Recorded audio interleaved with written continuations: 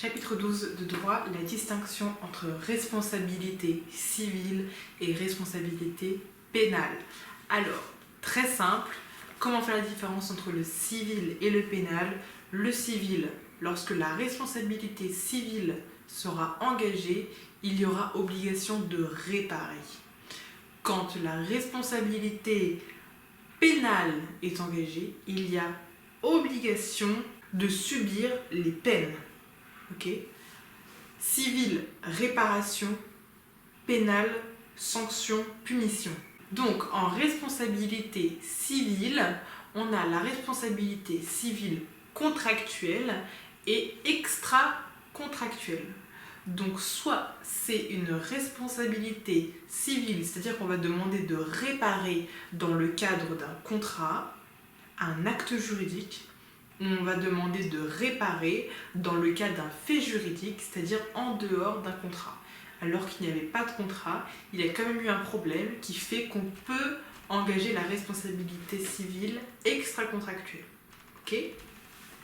Donc, pour la responsabilité civile contractuelle, les conditions sont en fait dans le chapitre 10. À la fin du chapitre 10, on a les conditions pour engager la responsabilité contractuelle.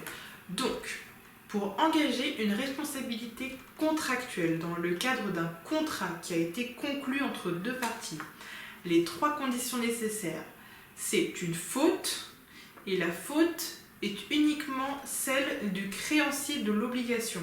Donc une faute de la part de la partie du contrat qui était créancière de l'obligation, à qui on devait réaliser l'obligation. Numéro 2, un dommage, qui peut être patrimonial ou extra-patrimonial. Donc patrimonial, ça veut dire que quelque chose a été détruit, qu'il y a eu une perte d'argent, donc on est dans du patrimonial. Extra-patrimonial, ça veut dire qu'il y a eu un préjudice au niveau de l'affection, qu'il y a eu le fameux pretium doloris, ok ? Ça, vous mettez ça dans votre copie, magnifique. Donc c'est-à-dire qu'il y a eu une douleur, il y a eu pretium doloris, c'est-à-dire qu'il y a eu le prix de la douleur. Okay, donc là, c'est de l'extra-patrimonial. Donc voilà, un dommage qui peut être soit pécunier, soit émotionnel. Et donc ce dommage doit être certain, il doit pouvoir être évalué. Voilà, donc c'est un peu là toute la difficulté du dommage extra-patrimonial, parce que pour prouver qu'on a eu de la douleur, voilà. Et 3, un lien de causalité. Donc il faut que le préjudice soit la conséquence directe de l'inexécution de l'obligation. Voilà pour la responsabilité civile contractuelle. Pour ce qui est de l'extra-contractuel, là ça va un peu plus loin. Donc ça, on revient au chapitre 12, et donc on nous dit qu'il faut petit 1 qu'il y ait toujours un dommage. Donc le dommage doit être certain, c'est-à-dire qu'il doit être réalisé, ou alors il doit être inévitable. Le dommage doit être légitime, ça veut dire qu'il doit être conforme à l'ordre public. Si on ne t'a pas payé alors que tu faisais du black, bah, tant pis, tu t'es lancé dans des trucs qui de toutes les manières sont illégales, donc dans des choses illégales, donc voilà. Et ensuite, le dommage doit être direct et personnel, c'est-à-dire qu'il doit impacter la personne qui a subi le dommage, d'accord ? Ça va pas être l'autre bout de la rue qui doit demander des dommages à intérêts alors que c'est pas vraiment lui que ça a impacté, d'accord ? Ça doit toucher une personne. Il faut à savoir que le dommage peut lui aussi être patrimonial ou extra-patrimonial, donc même chose, hein, pécunier, matériel, ou alors plutôt émotionnel, psychologique. Ensuite, du coup, le fait générateur. Alors, le fait générateur, il peut être... Donc, il y a 3 régimes au niveau des faits générateurs. Soit c'est un fait générateur du fait de la personne. C'est-à-dire que, article 1242 du Code civil, on est responsable du dommage que l'on cause par son propre fait. Voilà. Donc, la faute peut être causée par une personne directement. Moi, j'ai renversé un piéton.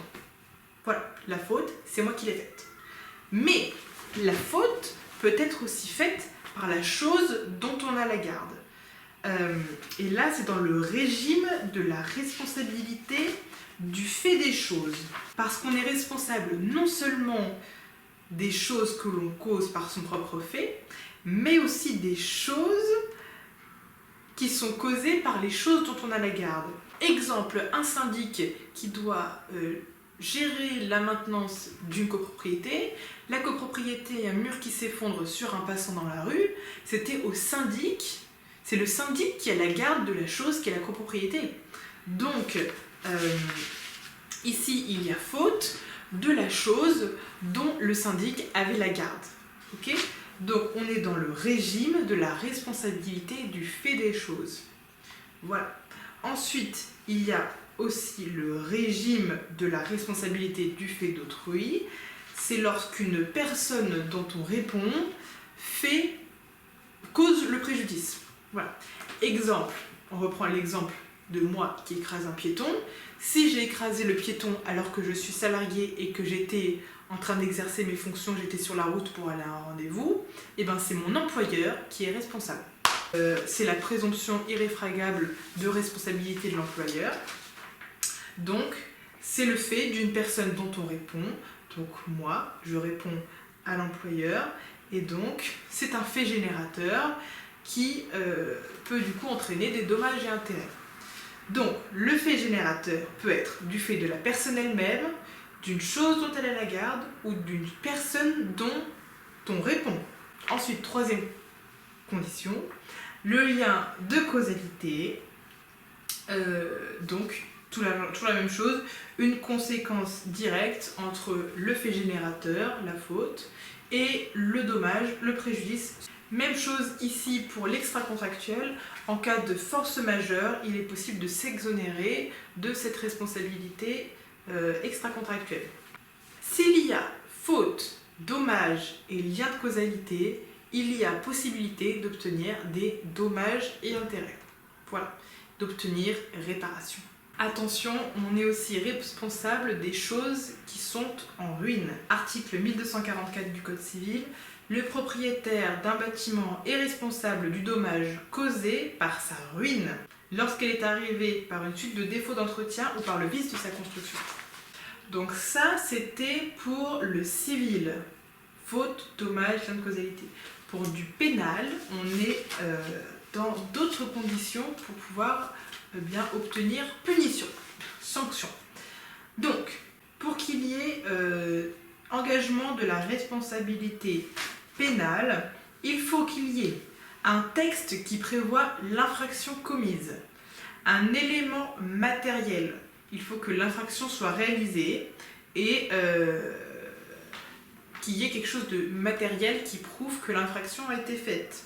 Et un élément moral, c'est-à-dire qu'à partir du moment où il y a une intention de nuire, ces trois conditions font qu'il y a possibilité d'avoir la responsabilité pénale engagée. À savoir qu'une abstention peut être considérée comme valable, qu'une tentative aussi, et qu'une négligence également. Donc à savoir qu'en pénal, il y a les amendes, les travaux d'intérêt général et les peines de prison. Important. Donc en responsabilité civile, on va avoir le code civil qui va nous servir de texte pour savoir comment déclencher cette responsabilité. Et en responsabilité pénale, on va avoir du coup le code pénal.